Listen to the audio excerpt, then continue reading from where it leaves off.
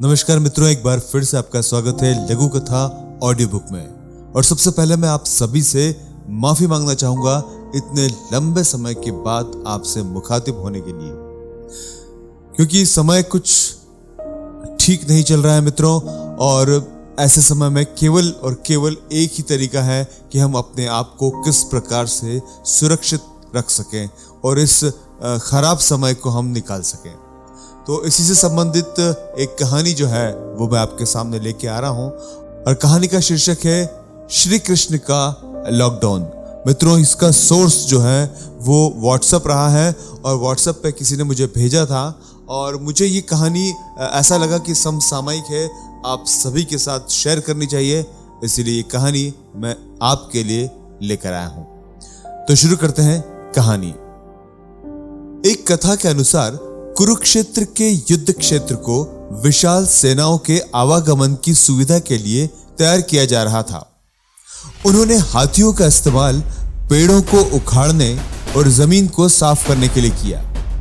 ऐसे ही एक पेड़ पर एक गोरैया अपने 4 बच्चों के साथ रहती थी। जब उस पेड़ को उखाड़ा जा रहा था तो उसका घोंसला जमीन पर गिर गया, लेकिन चमत्कारिक रूप से उसकी संतानें अनहोनी से बच गई। लेकिन वो अभी भी बहुत छोटे होने के कारण उड़ने में असमर्थ थे। कमजोर और भयभीत गोरैया मदद के लिए इधर उधर देखती रही। तभी उसे श्री कृष्ण और अर्जुन को वहां आते हुए देखा। वो युद्ध के मैदान की जांच करने और युद्ध की शुरुआत से पहले जीतने की रणनीति तैयार करने के लिए वहां आए थे। उसने कृष्ण के रथ तक पहुंचने के लिए अपने छोटे छोटे पंखों को फड़फड़ाया और किसी प्रकार श्री कृष्ण के पास तक पहुंची और कहने लगी कि हे कृष्ण, कृपया करके मेरे बच्चों को बचाइए, क्योंकि युद्ध शुरू होने पर कल उन्हें कुचल दिया जाएगा। सर्वव्यापी भगवान बोले कि गोरैया, मैं तुम्हारी बात सुन रहा हूं, लेकिन मैं प्रकृति के कानून में हस्तक्षेप नहीं कर सकता। गोरैया ने कहा कि हे भगवान, मैं जानती हूं कि आप मेरे उद्धार करता हैं। मैं अपने बच्चों के भाग्य को आपके हाथों में सौंपती हूं। अब ये सब आपके ऊपर है कि आप उन्हें मारते हैं या बचाते हैं। श्री कृष्ण ने एक साधारण व्यक्ति की तरह उससे बात की और कहा कि काल चक्र पर किसी का बस नहीं है। इसका आशय यह था कि वहां ऐसा कुछ भी नहीं था जिसके बारे में वे कुछ कर सकते थे। गोरैया ने विश्वास और श्रद्धा के साथ कहा कि प्रभु, आप कैसे और क्या करते हैं वो मैं नहीं जान सकती। आप स्वयं काल के नियंता हैं, ये मुझे पता है। स्वयं के परिवार सहित मैं अपने आप को आपके चरणों में समर्पित करती हूं। भगवान श्री कृष्ण ने कहा कि एक काम करो, अपने घोंसले में 3 सप्ताह के लिए भोजन का संग्रह करो। गोरैया और श्री कृष्ण के संवाद से अनभिज्ञ अर्जुन गोरैया को दूर भगाने की कोशिश में लगे रहते हैं। गोरैया ने अपने पंखों को कुछ मिनट के लिए फुलाया और अपने घोंसले में वापस चली गई। 2 दिन बाद शंख के उद्घोष से युद्ध शुरू होने की घोषणा की गई। कृष्ण ने अर्जुन से कहा कि मुझे अपना गांडीव और बाण दो। अर्जुन चौंक गए, क्योंकि श्री कृष्ण ने युद्ध में अस्त्र शस्त्र नहीं उठाने की शपथ ले रखी थी। इसके अतिरिक्त अर्जुन का मानना था कि वो सबसे अच्छा धनुर्धर है। अर्जुन ने कहा कि हे माधव, आप मुझे आज्ञा दें, मेरे तीरों के लिए कुछ भी अभेद्य नहीं है। लेकिन श्री कृष्ण ने चुपचाप अर्जुन से गांडीव और बाण लिया और एक हाथी को निशाना बनाया।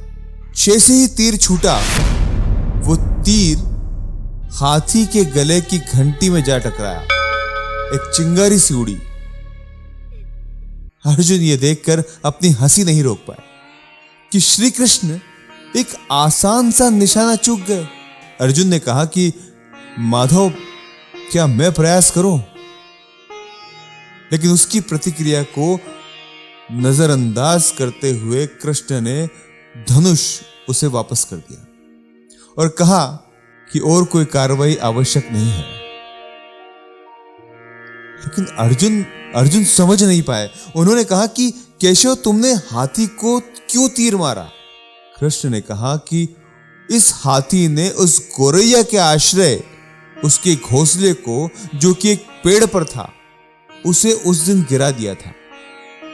अर्जुन ने पूछा कि कौन सी गोरैया माधव? और इसके अतिरिक्त वो हाथी तो अभी स्वस्थ और जीवित है, केवल उसकी घंटी ही टूटकर गिरी है। अर्जुन के प्रश्नों को खारिज करते हुए कृष्ण ने उसे शंख फूंकने का निर्देश दिया कि युद्ध शुरू किया जाए। युद्ध शुरू भी हुआ और अगले 18 दिनों में कई जानें चली गई। अंत में पांडवों की जीत हुई। एक बार फिर कृष्ण अर्जुन को अपने साथ लेकर सुदूर क्षेत्र में भ्रमण करने के लिए गए। कई शव अब भी वहां थे और अपने अंतिम संस्कार की प्रतीक्षा कर रहे थे। युद्ध का मैदान गंभीर घायलों, क्षत विक्षत अंगों, अश्वों और हाथियों से अटा पड़ा था। कृष्ण एक निश्चित स्थान पर रुके और एक घंटी, जो कि हाथी के गले में बांधी जाती है, उसे देखकर विचार करने लगे। कुछ देर के बाद उन्होंने कहा, पार्थ, क्या आप मेरे लिए ये घंटी उठाएंगे और इसे एक ओर रख देंगे? निर्देश बिल्कुल सरल था, परंतु अर्जुन की समझ में नहीं आया।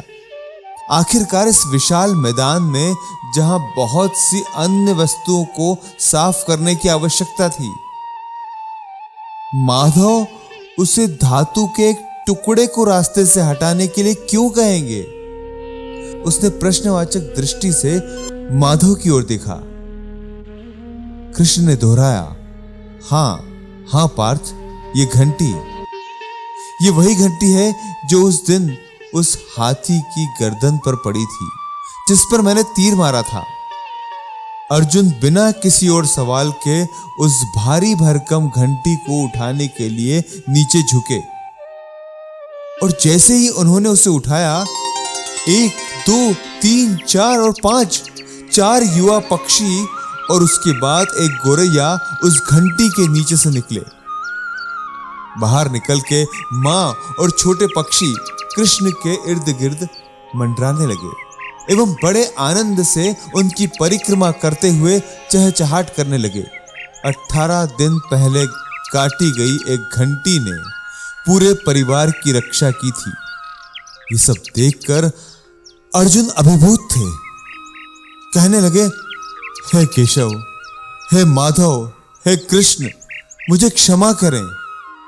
आपको मानव शरीर में देखकर और सामान्य मनुष्यों की तरह व्यवहार करते हुए मैं ये भूल गया कि आप वास्तव में कौन हैं।